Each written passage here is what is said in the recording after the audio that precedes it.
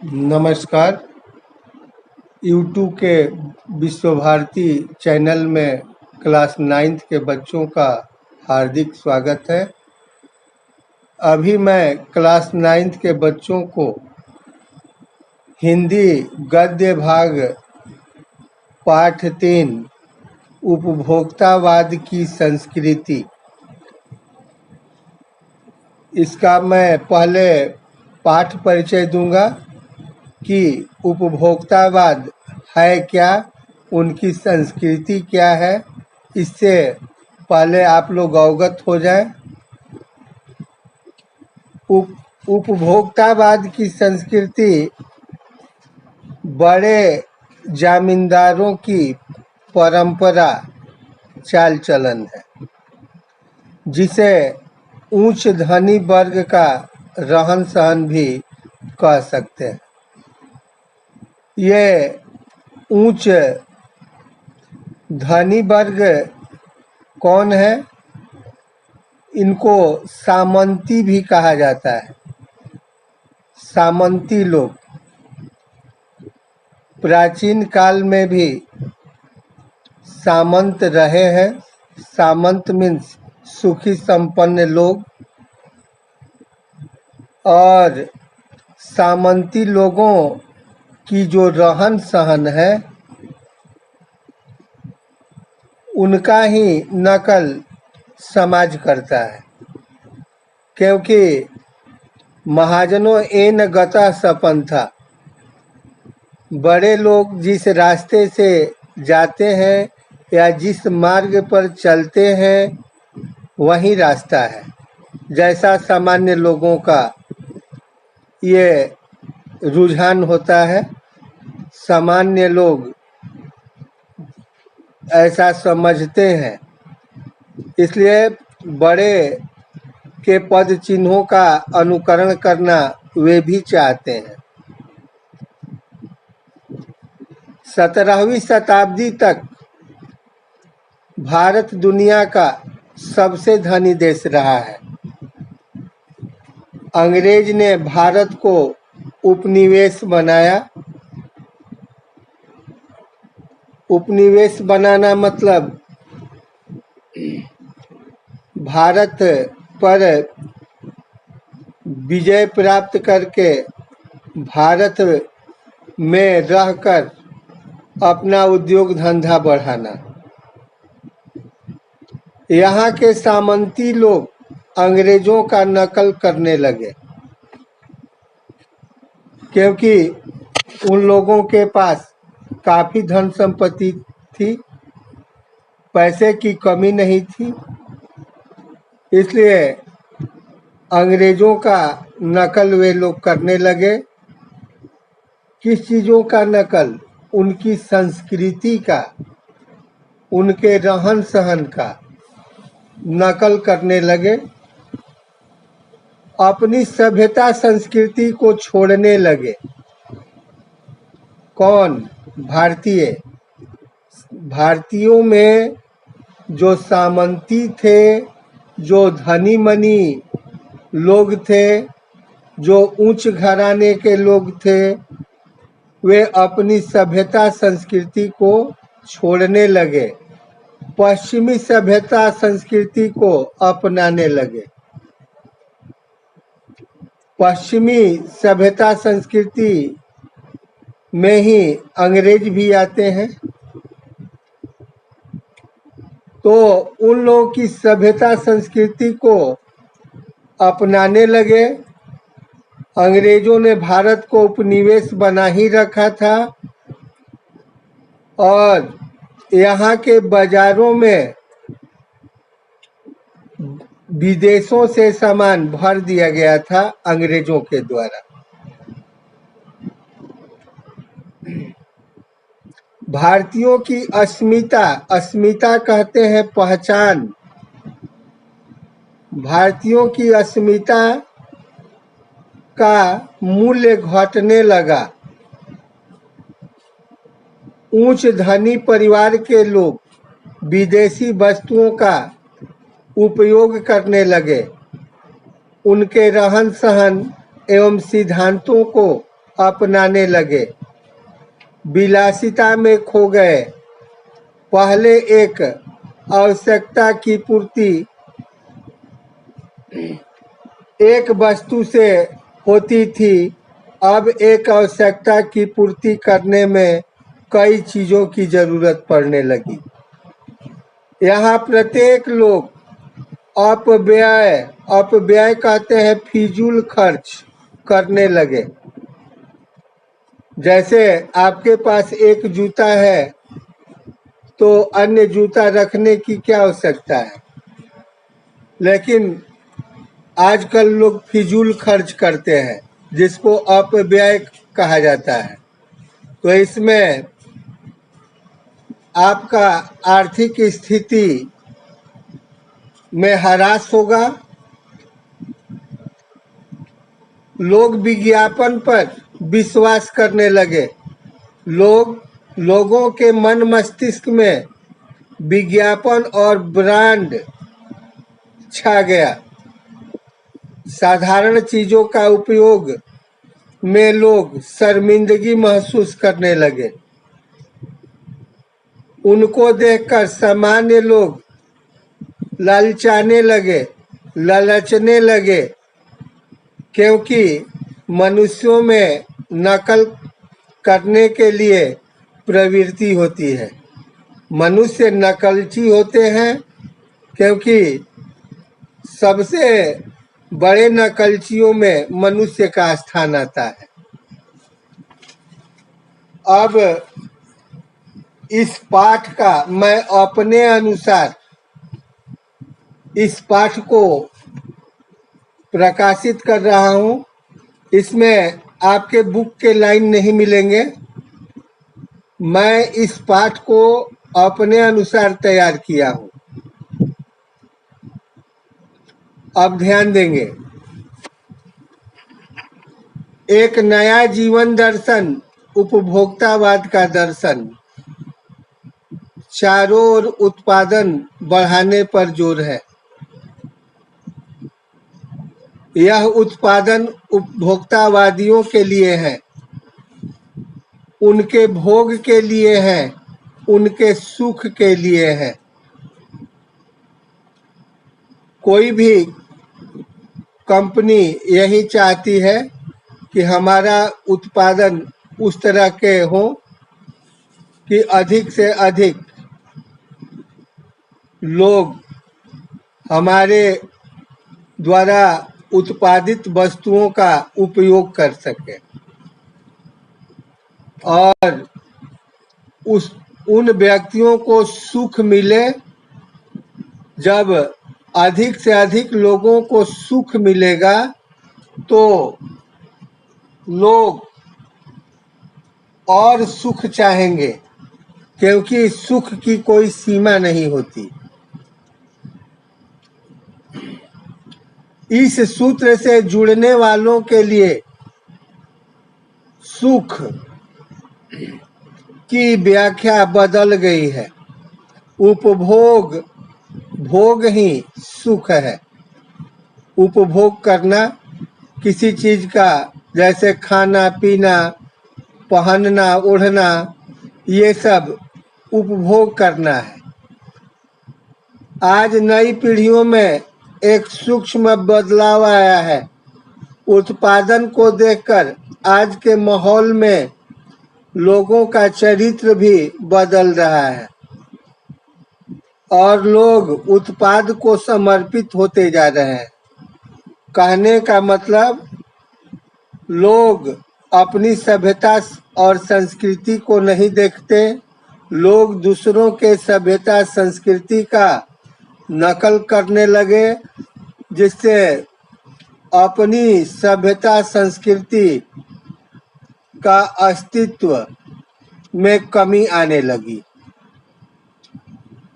लेखक का मानना है कि हम विज्ञापन की चमक दमक के कारण वस्तुओं के पीछे भाग रहे हैं। हमारी निगाह गुणवत्ता पर नहीं है। दैनिक जीवन में काम आने वाली वस्तुओं को ही लें। टूथपेस्ट चाहिए यह दांतों को मोती जैसा चमकीला बनाता है। यह मुंह की दुर्गंध हटाता है। यह मसूड़ों को मजबूत करता है और यह पूर्ण सुरक्षा करता है। वह सब करके 3-4 पेस्ट हम खरीदते हैं। यदि पेस्ट अच्छा है तो ब्रश भी अच्छा होना चाहिए। मुंह के दुर्गंध को हटाने के लिए माउथ वॉश भी चाहिए। इस तरह एक जरूरत की चीज पूरा करने के लिए कई चीजों की आवश्यकता होगी। हम अपने सभ्यता संस्कृति के अनुसार चलते तो तरह तरह के टूथपेस्ट, माउथ वॉश और आदि चीजों की जरूरत नहीं पड़ती। खर्चा कम लगता, बचत होती, हमारा विकास होता। लेकिन हम तो दूसरे के सभ्यता संस्कृति को अपनाते जा रहे हैं, तो हमारा विकास में बाधा अवश्य आ सकता है। इस तरह एक जरूरत की चीज पूरा करने के लिए कई चीजों की आवश्यकता होगी। इस तरह एक उत्पाद के साथ दूसरा उत्पाद, तीसरा उत्पाद जुड़ जाते हैं। कहने का मतलब, हम पेस्ट खरीदते हैं तो दूसरा उत्पाद ब्रश है, उसको भी खरीदना पड़ता है। तीसरा उस उत्पाद माउथ वॉश है, उसको भी खरीदना पड़ता है।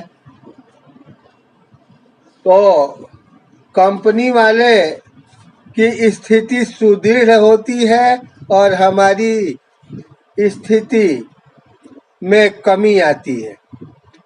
हम ठगे जाते हैं क्योंकि हमें ब्रांड और विज्ञापन पर पूर्ण भरोसा है। चाहे इस पेस्ट हो, चाहे कोई सौंदर्य प्रसाधन हो या कोई अन्य चीजें हो, तरह तरह से बताई जा रही है जिसे सामान्य जन ललचाई निगाह से देखती हैं।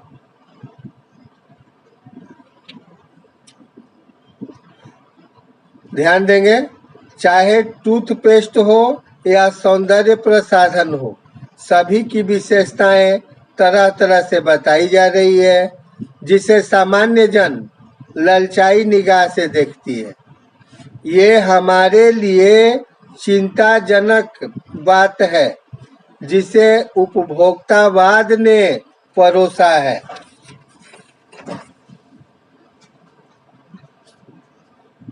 वस्तु और परिधान, परिधान कहते हैं वस्त्र को। वस्तु और परिधान की दुनिया में आए जगह जगह बुटीक खुल गए हैं। जगह जगह बुटीक खुल गए हैं। बुटीक कहते हैं सिले सिलाए वस्त्रों का भंडार, जिसको रेडीमेड कहते हैं।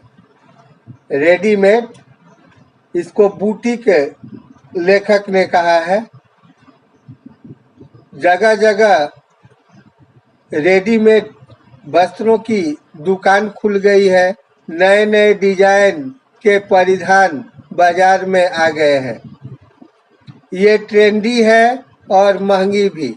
पिछले वर्ष के फैशन, इस वर्ष शर्म की बात। अभी हमारे पास बहुत से परिधान हैं,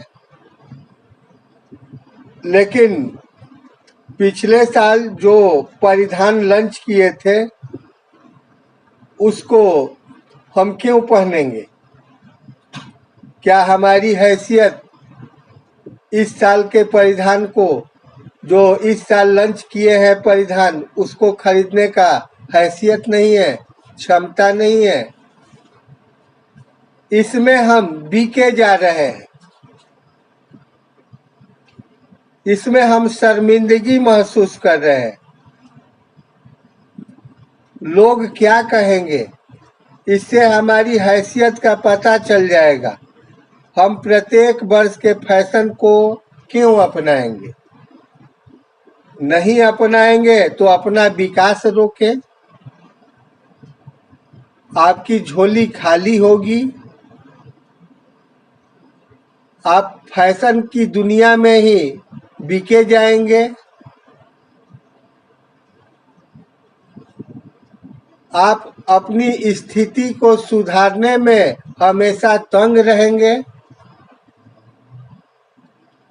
यदि काम लेना हो तो 4-5 सौ में भी घड़ी मिल जाएगी।